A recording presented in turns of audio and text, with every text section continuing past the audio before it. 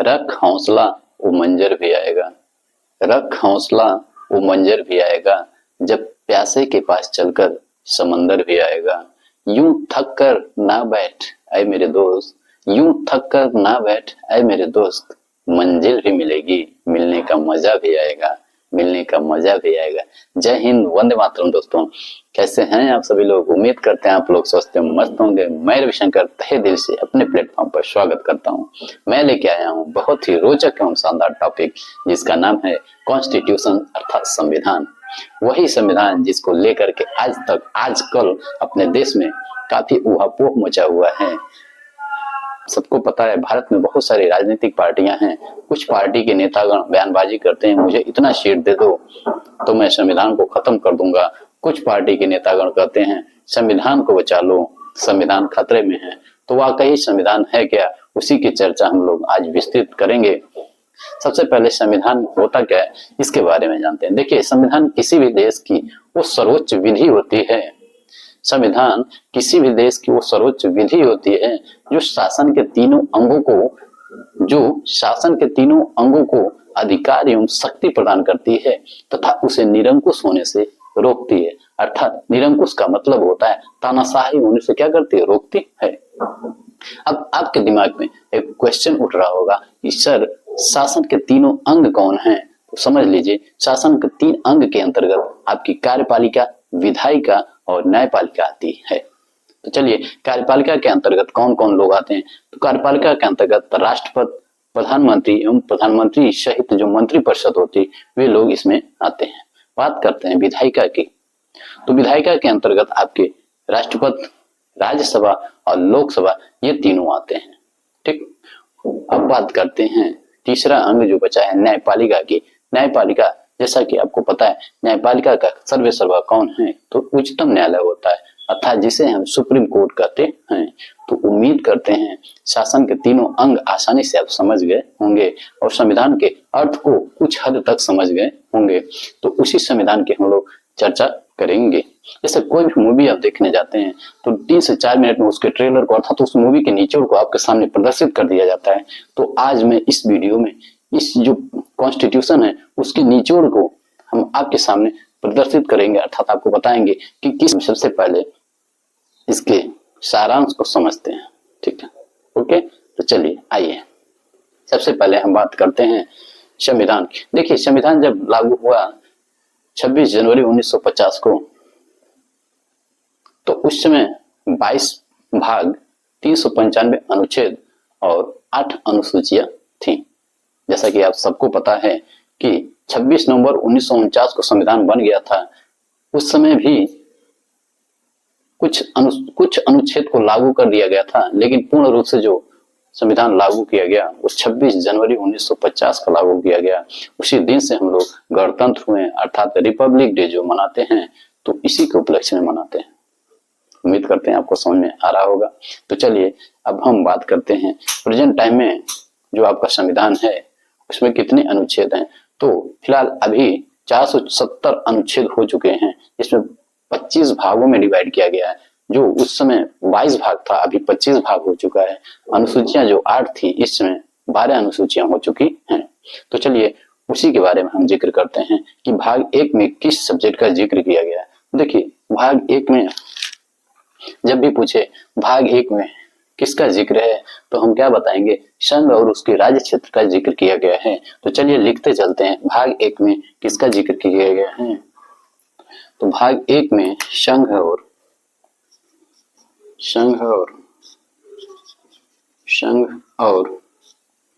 उसके राज्य क्षेत्र,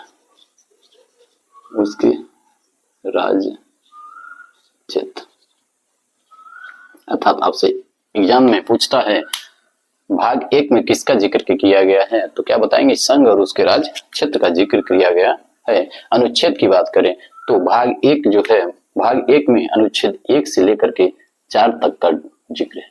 1 to 4 अर्थात अनुच्छेद 1 से लेकर के अनुच्छेद 4 तक भाग 1 के अंतर्गत रखा गया है। जिसमें विषय पूछेगा तो आप क्या बताएंगे, संघ और उसके राज्य क्षेत्र बताएंगे। ओके, चलिए अब हम बात करते हैं भाग 2 की। किसकी बात करते हैं मेरे दोस्त, भाग 2 की। भाग 2 बेहद इंपॉर्टेंट है। जिसमें नागरिकता अर्थात सिटीजनशिप की बात की गई है। नागरिकता अर्थात सिटीजनशिप की बात की गई है। नागरिकता नागरिकता अर्थात सिटीजनशिप की बात की गई है। इसमें बात करें किस अनुच्छेद से कहां तक जिक्र है, तो इसमें हम 5 से 11 अर्थात अनुच्छेद 5 से 11 तक भाग 2 में जिक्र है। अर्थात भाग 2 में नागरिकता का उल्लेख है और किस अनुच्छेद से किस अनुच्छेद तक पूछेगा तो 5 से 11 बताएंगे। ठीक है, आइए 3 की बात करते हैं। भाग 3 में आपके मौलिक अधिकार का उल्लेख किया गया है। मौलिक अधिकार भाग 3 में किसका उल्लेख किया गया मेरे दोस्त, तो मौलिक अधिकार का उल्लेख किया गया। मौलिक अधिकार अर्थात उसी को हम बोलते हैं फंडामेंटल राइट्स।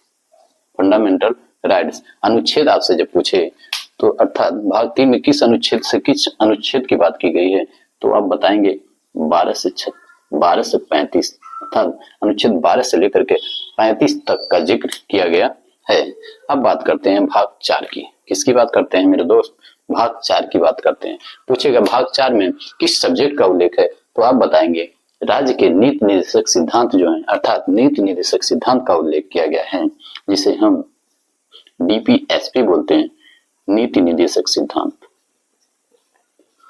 नीति निर्देशक सिद्धांत।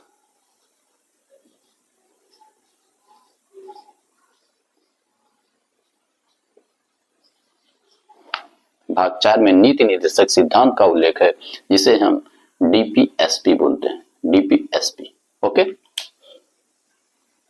Directive principle and state policy. Okay, अब बात करेंगे इसमें अनुच्छेद पूछेगा तो अनुच्छेद कहां से कहां तक का जिक्र है, तो आप क्या बताएंगे मेरे दोस्त, आप बताएंगे 36 से 51 अर्थात अनुच्छेद 36 से लेकर के 51 तक का जिक्र जो है भाग 4 में किया गया है। सब्जेक्ट पूछेगा तो नीति निर्देशक सिद्धांत बताएंगे। मोस्ट इंपोर्टेंट क्वेश्चन है, second third and fourth most important question है। किसी भी एग्जाम में जाएंगे आप तो ये आपको क्वेश्चन देखने को मिलता है, तो यहाँ ध्यान देंगे आप। अब हम बात करते हैं भाग 4 क की, यानी जब भी पूछे भाग 4 क में किसका उल्लेख है, तो आप क्या बताएंगे, मौलिक कर्तव्य का उल्लेख किया गया है।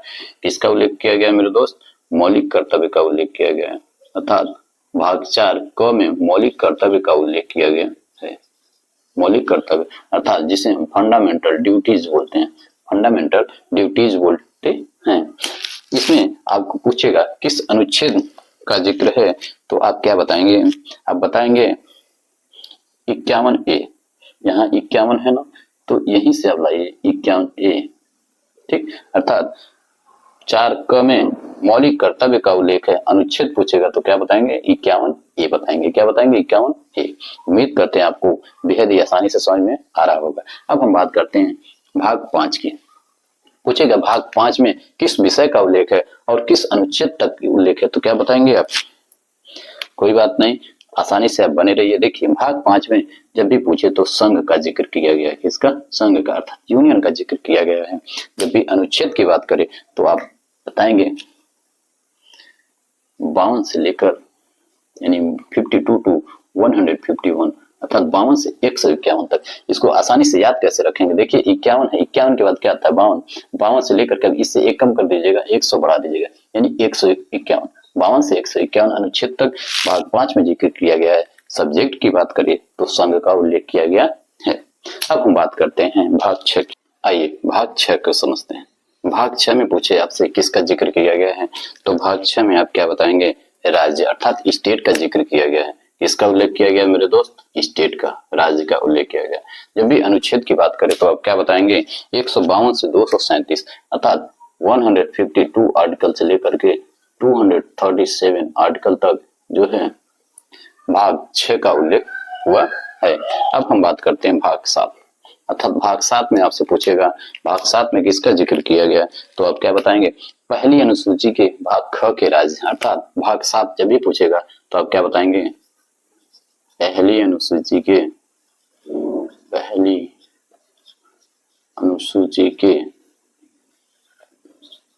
भाग ख के राज्य अर्थात जब आपसे पूछे कि भाग 7 में किस विषय का उल्लेख किया गया तो आप क्या बताएंगे, पहली अनुसूची के भाग ख के राज। इसके बारे में विस्तृत अध्ययन हम आगे करेंगे, ठीक है। पहली अनुसूची के भाग ख के राज। आर्टिकल की बात जब भी करें तो 238 बताएंगे। क्या बताएंगे, 238 यानी 238 की बात करता है। अब आते हैं भाग 8 पे, ठीक। तो भाग 8 समझिए। भाग 8 में किसका उल्लेख है, तो संघ राज्य क्षेत्र का उल्लेख किया गया है। किसका उल्लेख किया गया मेरे दोस्त, संघ राज्य क्षेत्र का। संघ राज्य क्षेत्र, संघ राज्य क्षेत्र। उम्मीद करते हैं कोई दिक्कत नहीं। देखिए भाग 8 जब भी पूछे, भाग 8 में संविधान के भाग 8 में किसका जिक्र है तो क्या बताएंगे, संघ राज्य क्षेत्र बताएंगे। यदि आपसे पूछ दे आर्टिकल पूछ, ठीक है, तो क्या कोई दिक्कत नहीं। 238 के बाद क्या आता है, 239 आता है मेरे दोस्त। क्या आता है, 239। तो 239 से कहाँ चलेंगे, तो 242 तक चलेंगे। कहाँ चलेंगे, 242। अर्थात भाग 8 में संघ राज्य क्षेत्र का जिक्र है। अनुच्छेद की बात करें तो 239 से लेकर के 242 तक का जिक्र किया गया है। अब हम बात करते हैं भाग 9 की। भाग 9 की जब भी पूछे भाग 9 में किसका उल्लेख है तो बहुत ही शानदार जो टॉपिक है उसका नाम है पंचायत। पंचायत अर्थात भाग 9 में पंचायत का जिक्र किया गया है। अनुच्छेद आपसे पूछे तो क्या बताएंगे, 243 बताएं। क्या बताएंगे, 243 बताएंगे। ओके, आगे बात करते हैं 9 क। 9 क की बात करते हैं। देखिए अभी इसमें जब आगे पढ़ेंगे हम विस्तृत अध्ययन करेंगे। इसमें क से लेकर के ड़ तक का जिक्र किया गया है तो उसकी बात अभी नहीं करते हैं, हम सिर्फ बात करते हैं अब 9 क की। यानी आपसे पूछेगा भाग 9 क में किसका उल्लेख है तो आप क्या बताएंगे, आप बताएंगे नगर पालिका का उल्लेख है। यानी नगर पालिका। आपसे सीधे क्वेश्चन पूछेगा भारतीय संविधान के किस भाग में नगर पालिका का उल्लेख किया गया है तो आप क्या बताएंगे, 9 क बताएंगे। अनुच्छेद की बात करेंगे तो भी क्या होता है मेरे दोस्त, 243 ही होता है। इसका जिक्र आगे हम लोग विस्तृत करेंगे कि 943 में बहुत सारे पार्टीशन है, ठीक है। क से लेकर के ड़ तक का जिक्र किया गया तो इसमें कहां तक आता है ये आगे हम लोग विस्तृत अध्ययन करेंगे। तो सिर्फ इसमें अनुच्छेद पूछेगा तो 243 पंचायत के लिए भी लगाएंगे, नगर पालिका के लिए भी 243 ही लगाएंगे। अब बात करते हैं 9 ख। अर्थात 9 ख में किसका जिक्र किया गया है तो 9 ख में आपका जो है सहकारी समितियों का जिक्र किया गया मेरे दोस्त। सहकारी समितियों का जिक्र किया गया। सहकारी सहकारी समितियों, सहकारी समितियों का जिक्र किया गया।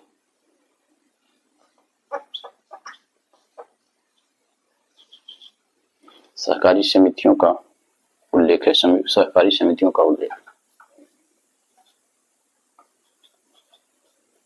अर्थात 9 ख में किसका उल्लेख है तो सहकारी समितियों का उल्लेख है। अनुच्छेद पूछेगा मेरे दोस्त, क्या बताएंगे, 243 ही बताएंगे। ओके, उम्मीद करते हैं यहाँ तो कोई दिक्कत नहीं हुई होगी। अब हम बात करते हैं अनुच्छेद 10 की। अर्थात तो चलिए बिना देरी करते हुए भाग 10 को समझते हैं। जब भी पूछे कि भाग 10 में किस चीज का उल्लेख किया गया है तो आप क्या बताएंगे, एसटी एससी क्षेत्र अर्थात अनुसूचित जाति एवं जनजाति क्षेत्र का उल्लेख किया गया है।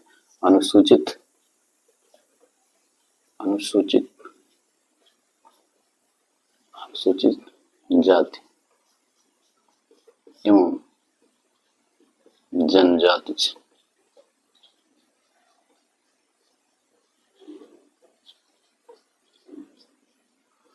अर्थात अनुसूचित जाति एवं जनजाति क्षेत्र का उल्लेख किया गया है। आप शॉर्टकट में इसको SC ST याद कर सकते हैं, SC ST क्षेत्र, ठीक है। अर्थात भाग 10 जब भी पूछे अनुसूचित जाति एवं जनजाति क्षेत्र से संबंधित है, जब भी इसमें आर्टिकल की बात करें तो आप क्या बताएंगे, 244 की बात करेंगे। किसका बात करेंगे मेरे दोस्त, 244। अर्थात भाग 10 आर्टिकल जब भी पूछेगा तो क्या बताएंगे, 244 बताएंगे। तो चलिए बिना देरी करते हुए भाग 11 की बात करते हैं। भाग 11 में किसका जिक्र किया गया है तो केंद्र एवं राज्यों के विधायी एवं प्रशासनिक संबंध का उल्लेख किया गया है। किसका उल्लेख किया गया है, केंद्र एवं राज्यों के, केंद्र एवं राज्यों के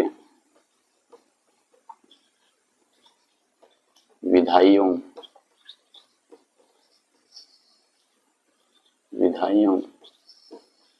प्रशासनिक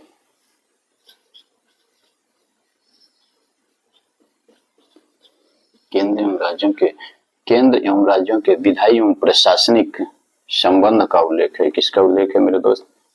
केंद्र एवं राज्यों के विधायी एवं प्रशासनिक संबंध का उल्लेख किया गया है। जब भी इसमें अनुच्छेद की बात करता है तो आप क्या बताएंगे?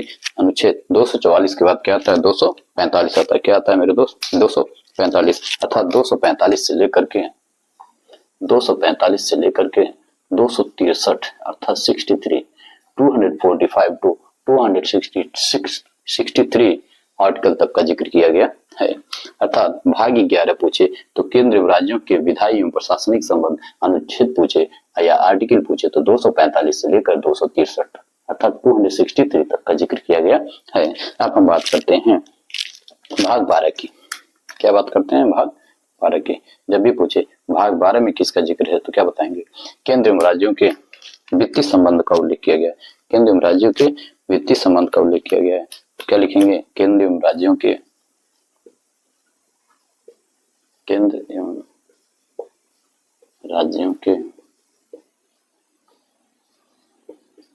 वित्तीय संबंध।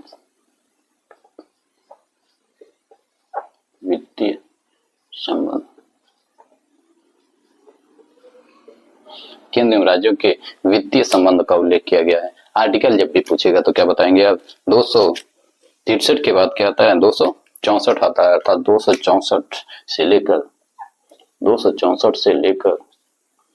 300 क तक का जिक्र किया गया। 300 क तक का जिक्र किया अर्थात 264 से लेकर 300 क तक का जिक्र किया गया है। उम्मीद करते हैं यहाँ तक कोई दिक्कत नहीं हुई होगी। अब आगे हम बात करते हैं भाग 13 की। अर्थात भाग 13 में किसका उल्लेख किया गया है? देखिए इसमें कंफ्यूजन मत होइएगा।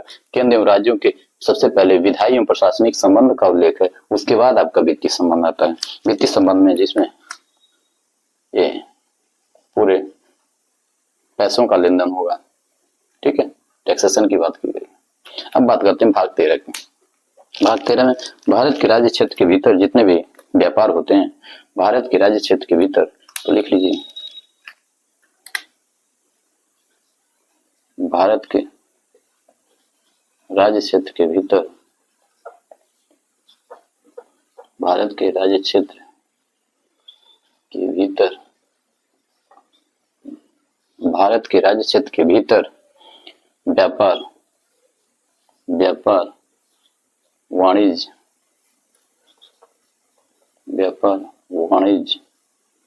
एवं समागम का उल्लेख किया गया। समागम अर्थात भारतीय राज्य क्षेत्र के अंतर्गत जितने भी व्यापार वाणिज्य से संबंधित काम होते हैं उन सब का उल्लेख भाग 3 में किया गया है। आपसे आर्टिकल पूछेगा तो आप क्या बताएंगे? 301 से लेकर, अर्थात 300 के बाद 301 आता है तो 301 से लेकर के मेरे दोस्त कहां तक जिक्र किया गया है? तो आप बताइए 307 तक जिक्र किया गया। अर्थात 301 अनुच्छेद से लेकर 307 तक आपका भाग 13 में उल्लेख किया गया है, जिसके अंतर्गत भारत के राज्य क्षेत्र के भीतर व्यापार वाणिज्य एवं समागम का उल्लेख है। चलिए अब हम बात करते हैं भाग 14 की।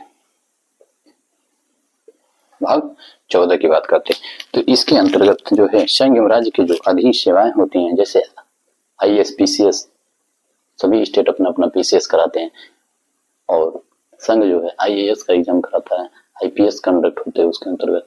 तो IPS जो बनते हैं, DM बनते हैं, तो IAS PCS ये सब किस में आते हैं? सेवाओं के अंतर्गत। अधीन सेवाएं जो संघ एवं राज्य के अधीन सेवाएं हैं उसके अंतर्गत आते हैं, तो उसका जिक्र हम करते हैं।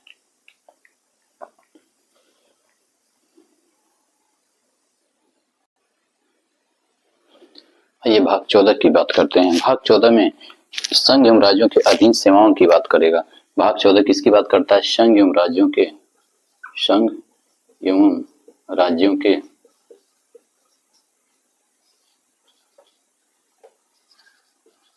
अधीन सेवाएं। संघ एवं राज्यों के अधीन सेवाएं अर्थात जब भी पूछे भाग 14 में किसका जिक्र है तो क्या बताएंगे? संघ एवं राज्यों के अधीन सेवाएं।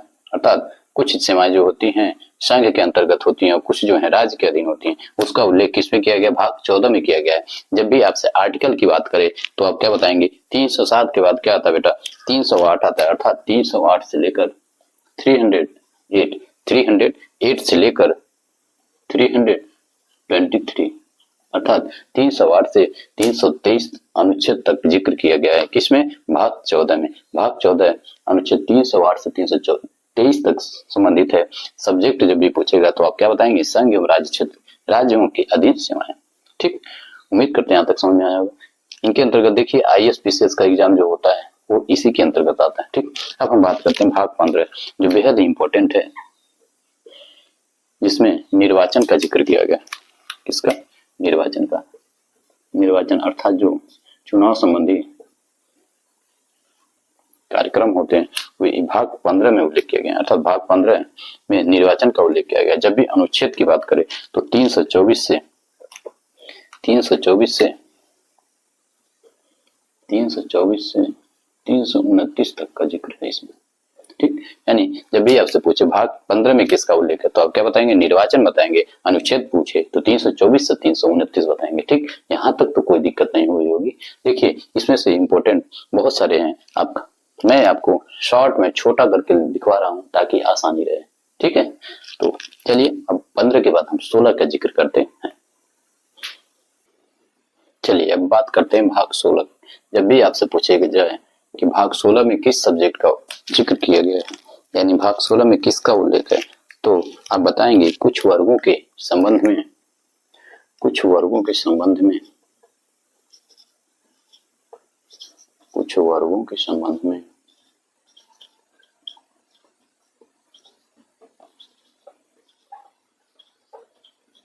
विशेष उपबंध, विशेष उपबंध अर्थात कुछ वर्गों के लिए इसमें विशेष व्यवस्था की गई है। तो आर्टिकल जब भी पूछेगा तो क्या बताएंगे मेरे दोस्त? 330 से आर्टिकल 330 से 342 अर्थात 330 330 से लेकर के 342 आर्टिकल तक भाग 16 में जिक्र किया गया है। सब्जेक्ट पूछे तो कुछ वर्गों के संबंध में विशेष उपबंध किया गया है। अब हम बात करते हैं बेहद ही इंपॉर्टेंट भाग 17, मतलब बहुत ही क्या है? इंपॉर्टेंट है। भाग 17 एग्जाम में पूछा जाता है। भाग 17 में किसका उल्लेख है? तो राजभाषा। किसका उल्लेख है? राजभाषा। इसको बताएंगे मेरे दोस्त, राजभाषा। ठीक है, भाग 17 किससे संबंधित है? राजभाषा से संबंधित है। जब भी इसमें आर्टिकल की बात करेगा तो आप क्या बताएंगे? 342 के बाद क्या आता है? 343 आता है। अर्थात 343 से 351, यानी भाग 17 राजभाषा से संबंधित है। आर्टिकल जब भी पूछे तो 343 से 351 बताएंगे। उम्मीद करते हैं यहाँ तक कोई दिक्कत नहीं। बहुत इंपॉर्टेंट है, इंपॉर्टेंट कर लीजिएगा। यानी भाग 17 पूछा जाता है, किसका उल्लेख है? तो क्या बताएंगे? राजभाषा का उल्लेख किया गया है। अब हम बात करते हैं भाग 18 की। किसकी बात करते हैं मेरे दोस्त? भाग 18। भाग 18 में बहुत इंपॉर्टेंट ये भी है आपात उपबंध, यानी जो आपातकाल से संबंधित सब्जेक्ट है। आपात उपबंध आगे विस्तृत चर्चा किया गया है आपातकाल से संबंधित। तो आपातकाल यानी आपात उपबंध जो है वो किसमें जिक्र किया गया? भाग 18 में किया गया है। अनुच्छेद यानी आर्टिकल की बात करें तो क्या बताएंगे? 351 के बाद क्या था बेटा? 352, अर्थात 352 से लेकर के कहां तक जिक्र है? 360 तक। 360 ये आर्टिकल कितना फेमस है आप लोगों को पता होगा। अब हम बात करते हैं भाग 19 की। अर्थात भाग 19 में किसका जिक्र है मेरे दोस्त? तो भाग 19 प्रकीर्ण। जब भी सब्जेक्ट पूछे तो क्या बताएंगे?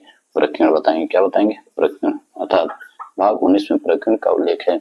अनुच्छेद पूछेगा तो आप 361 से 367 बताएंगे। क्या बताएंगे? 361 से 367 अर्थात भाग 19 प्रकीर्ण से संबंधित है। 361 से लेकर 367 आर्टिकल तक का उल्लेख इसमें किया गया है। अब हम बात करते हैं भाग 20 जो बेहद इंपॉर्टेंट है।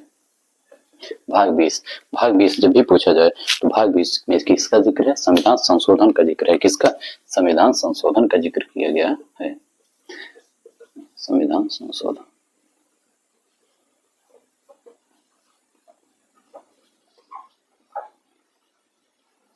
तब भाग 20 किससे संबंधित है? संविधान संशोधन से संबंधित है। बहुत इंपॉर्टेंट मोस्ट इंपॉर्टेंट क्वेश्चन है। भाग 20 से किससे संबंधित है? तो संविधान संशोधन से संबंधित है। आर्टिकल इसमें पूछेगा तो क्या बताएंगे?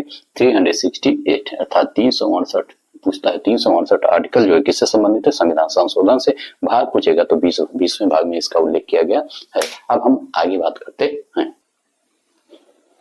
चलिए भाग 21 को समझते हैं। भाग 21 पूछेगा, भाग 21 किससे संबंधित है? तो घबराना नहीं मेरे दोस्त, बता देना है। अस्थाई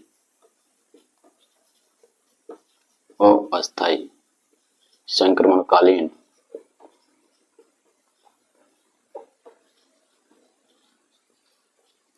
अस्थायी संक्रमणकालीन और विशेष उपबंध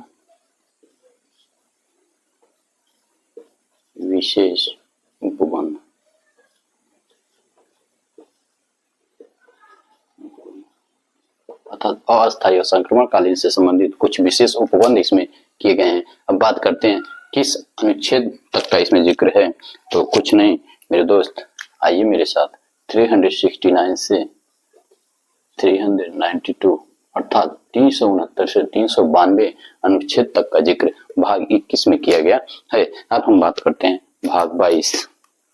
किसकी बात करते हैं? भाग 22 की बात करते हैं, जिसमें संक्षिप्त नाम सब्जेक्ट पूछेगा तो क्या बताएंगे? संक्षिप्त नाम। क्या बताएंगे मेरे दोस्त? संक्षिप्त नाम। उसके बाद प्रारंभ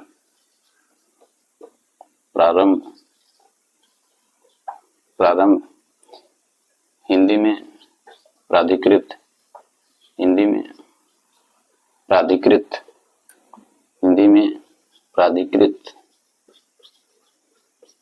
प्राधिकृत पाठ और निरसन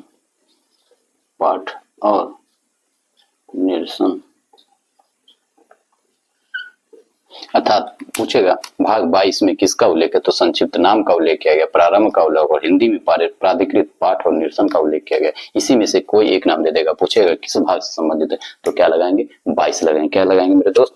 22 लगाएंगे। जब भी इसमें आर्टिकल की बात करेगा तो आप क्या करेंगे? 392 की बात क्या आता है? 393 अर्थात 393 से लेकर के 395 तक का इसमें जिक्र किया गया है। अर्थात जब भारत का संविधान लागू किया गया तो 395 अनुच्छेद थे, तो हम लोग 395 अनुच्छेद तक का जिक्र कर लिए 22 भाग तक। उम्मीद करते हैं ये जो संविधान का सारांश है बहुत ही कम समय में आपके मस्तिष्क में सेव हो जाएगा। आप 2 से 3 बार इसको देखिएगा तो यकीन, मेरा विश्वास है कि जैसे मुझे कंठस्थ हो गया आपको भी वैसे ही कंठस्थ हो जाएगा। 2 से 3 बार आप देखिएगा, उसके बाद अपना कमेंट जरूर कीजिएगा, हमें बताइएगा। आगे ऐसे ही हम नए वीडियो आपके लिए आसान भाषा में लाते रहेंगे और पूरे संविधान का जानकारी आपको दे देंगे। तो यदि आपको मेरा ये टॉपिक, मेरा पढ़ाना अच्छा लगता है तो मुझे लाइक करें, शेयर करें और सपोर्ट करें। आपके लाइक और शेयर से, आपके सब्सक्राइब से मुझे पैसे तो नहीं मिलेंगे बट मोटिवेशन तो जरूर मिलेगा, ताकि मैं नेक्स्ट वीडियो और ऊर्जा और जोश के साथ आपके सामने लाऊं और पूरे संविधान का जो निचोड़ है आपके मस्तिष्क में सेव कर दूं, ताकि आप जागरूक हो सकें। ओके, तो चलिए, जय हिंद, जय भारत, खुश रहिए, मस्त रहिए।